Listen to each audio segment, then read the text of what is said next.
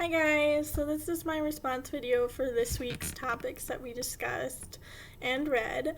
Um, First, I wanted to talk about Mira Jacobs' book, Good Talk. First, I wanted to say that this is a really interesting way to write a memoir. She wrote it in graphic novel form, and I thought that that was quite an interesting way to write a memoir. I've never seen it done before, but that doesn't mean it hasn't been done before. But I think that's a really cool way to tell a story in a way. I've always liked graphic novels, and even though this one is based off a true story, it doesn't mean that it's any less interesting.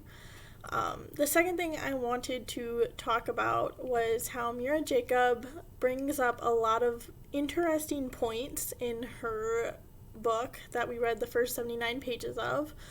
The first being that growing up Asian American is a lot different than growing up white or middle class or white and middle class. She talks about how a lot of questions were asked when she was younger, such as the boy who asked, "Are you a feathers Indian or a dot Indian?" which is basically asking if she was a Native American Indian or a actual Indian from India.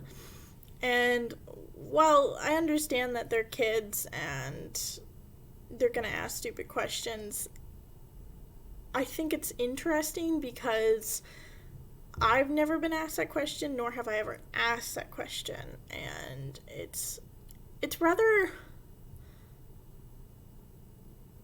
cool but sad at the same time to see how she grew up compared to how I grew up.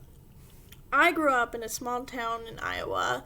I went to high school there. I had a class of 45 people, so everybody knew everybody, and there wasn't really a lot of diversity. I think I was actually the only LGBT kid there was for a while in high school that was out, and that made for some interesting situations, as you can believe. We didn't really have any Asian people or people of color or anything like that, so it's really interesting to see Mira Jacob write her version of growing up in America. She also brought up how her son Z was obsessed with Michael Jackson, which leads to her bringing up the situation of Michael Brown in Ferguson. I remember when this happened, and I was pretty young. I don't remember what year it happened, but I remember it happening, and I didn't really see what the problem was with him being a different color. I mean, I didn't understand why he got killed just because he looked suspicious. Anyway, she brings that up, and then her son Z asks her whether or not they're afraid of brown people, and whether or not his dad, who is white, was afraid of them because they were brown.